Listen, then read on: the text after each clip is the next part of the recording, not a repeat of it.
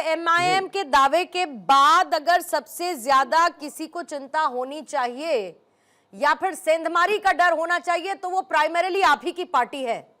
तो आपको इन दावों में कुछ दम नजर आता है या सिर्फ चुनावों से पहले कही गई वो बड़ी बड़ी बातें दिखती हैं जो असद ओवैसी ने कही कि गेम बदल देंगे 27 में यूपी में? देखिए, ओवैसी साहब क्या गेम बदलेंगे? वो भारतीय जनता पार्टी जो उनको गेम यहाँ पर अपना गेम बनाने के लिए प्लान कर रही थी, तो सारा गेम भाजपा का भगवान राम ने बदल दिया। भगवान राम ने एक गेम अयोध्या में बदला था 2024 में, हल्का सा सिंबॉलिक मैसेज दिया था कि काल नेमियों सुधर जाओ, लेकिन ये काल नेमियों सुधरे नहीं, लगातार लूट को डकैती में बदल दिया। तो भगवान राम ने पूरी तरह से गेम बदल दिया है। उन्होंने इस चीज को उजागर कर दिया है कि ये कालनेमी है, ये हमारे नाम पर लूटने वाले लोग हैं। तो जनता समझ गई है कि किसका गेम बजाना है। दूसरी बात, इस प्रदेश के छात्रों जो पेपर लीक से शिकार छात्र, नौजवान और पीडीए जो पीड़ित, दुखित, अपमानित लोग हैं, ये सारे लोगों ने ठान लिया है कि इस जो आताताई सरकार को सत्ता से भगाना है। तो उत्तर प्रदेश की जनता ने, पूर्णिमा जी, ठान लिया है कि योगी सरकार की विदाई करना है। अब भाजपा चाहे ओवैसी को लांच लेकिन करे, कैलकुलेशंस में यादव साहब थोड़ी सी गड़बड़ कर रहे हैं आप, और मैं इसीलिए कह रही हूं क्योंकि हमने पिछले कुछ राज्यों में एआईएमआईएम की एंट्री के बाद ये देखा कि वहां जो ऑपोजिशन था बीजेपी को, तो उसका कोई नुकसान नहीं हुआ। अब आप बी टीम कहिए चाहे जो कहिए, मैं उस बहस में नहीं जा रही हूं। मैं ये कह रही हूं कि कई राज्यों में हमने देखा कि एआईएमआईएम के बाद जो नुकसान हुआ वो वहां की मुख्य विपक्षी पार्टी को हुआ। मानते हैं आप ये बात? तो अब अगर ओवैसी का वोट बैंक ही मुस्लिम वोट बैंक है और आपका समीकरण है एमवाई समीकरण, और उसमें भी आजकल आप ब्राह्मण आउटरीच प्रोग्राम पर भी चले हुए हैं, तो मैं ये कहना चाह रही हूं कि यहां नुकसान की संभावना आपको कतई नहीं दिखती है। पूर्णिमा जी, सबसे पहले तो आप जिस सीएमवाई समीकरण की बात कर रही हैं, ये समाजवादी पार्टी का समीकरण नहीं है। अब किस पार्टी का समीकरण आप बता रही, मुझे नहीं पता। हमारा तो समीकरण पीडीए का कभी हुआ करता था, मैं अपग्रेड कर देती हूँ इसको पीडीए। अब उसमें भी साहब ए तो वही है जो उधर एम है, ए वही है जो उधर एम है। देखिए पूर्णिमा जी, मैंने कहा पीड़ित, दुखित, अपमानित भी एक वर्ड है पीडीए का फुल फॉर्म। तो आप उसको एक हमेशा सर, अब घड़ी घड़ी मीनिंग बदलते रहिएगा तो कितना याद रखेगा कोई, बताइए। नहीं, देखिए ऐसा है कि मेरे कहने का मतलब, जिन राज्यों की बात आप कर रही हैं वैसी साहब को कोरिलेट करके, चाहे बिहार की बात आपने किया है, बंगाल की बात आपने किया, ये सारे राज्यों में जो हमारा पीडीए है वो भारतीय जनता पार्टी के ट्रैप में कहीं न कहीं थोड़ा बहुत आ गया था। और पश्चिम बंगाल में तो जो अल्पसंख्यक समाज बिल्कुल इनके ट्रैप में नहीं आया था। वहां तो दूसरा गेम था, उस गेम की चर्चा यहाँ पे बड़ा लेट हो जाएगा करने में। लेकिन उत्तर प्रदेश की जनता ने जिस तरह से ओवैसी साहब की ट्रैप में नहीं फंसी, 2022 में नहीं फंसी, 2024 में नहीं फंसी लोकसभा चुनाव में, इसी तरह से 2027 में भी नहीं फंसने जा रही है। तो हमारी जो पीड़ित, दुखित, अपमानित समूह है उत्तर प्रदेश का, मतलब आप एआईएमआईएम को चुनौती मानते ही नहीं। एक लब्बो लुबाब आपकी बात का जो मैं समझी कि एआईएमआईएम आपके लिए कोई चुनौती उत्तर प्रदेश के चुनावों में है ही नहीं। दिनेश सिंह साहब, फिर अजय जी मैं आपके पास आऊंगी।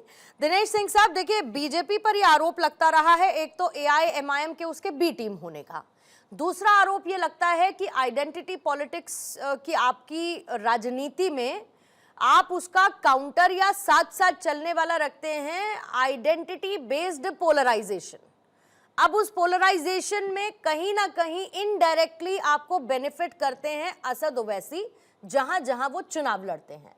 तो अब असद ओवैसी के इस ऐलान से कि 27 में गेम बदल देंगे, इसे आप अपने लिए विन विन देखते हैं, ऑपोजिशन का नुकसान होगा इस संभावना के तौर पर देखते हैं, या कंसीडर ही नहीं करते? प्रियंका जी, पूर्णिमा जी, ये तो भारतीय लोकतंत्र की खूबसूरती है ना कि भारतीय जनता पार्टी के कहने पे किसी को चुनाव लड़ना है, कोई चुनाव नहीं लड़ना है, कैसे हो सकता है? यहाँ तो कोई भी चुनाव लड़ सकता है, पार्टी के रूप में लड़ सकता है, किसी दल के साथ जाके लड़ सकता है, गठबंधन करके लड़ सकता है, निर्द्वंद भी लड़ सकता है।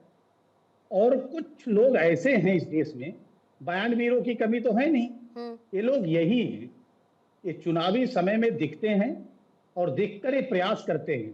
आपने भी कहा इन्होंने प्रयास 17 में भी किया था, उसके बाद इन्होंने प्रयास 22 में भी किया था। क्या हुआ था? 0.49% वोट पाए थे और भागीदारी परिवर्तन मोर्चा के साथ 95 सीटों पर लड़े थे और परिणाम रहा था जीरो रहा। ये सब मुस्लिम तुष्टीकरण की राजनीति करने वाले लोग हैं। पूर्णिमा जी, एक ही सिक्के के ये चट्टे बट्टे हैं। ये चाहे एआईएम के ओवैसी साहब हों, चाहे समाजवादी पार्टी के अखिलेश यादव जी हों, चाहे कांग्रेस पार्टी के राहुल गांधी हो, चाहे टीएमसी के ममता बनर्जी हों, चाहे अरविंद केजरीवाल जी हो, सिर्फ नहीं, एक ही थैली के चट्टे बट्टे तो नहीं पता मुझे दिनेश जी, लेकिन इतना पता है कि ये इंडिया अलायंस के भागीदार हैं, सारे के सारे पार्टनर हैं, वो तो ये हैं।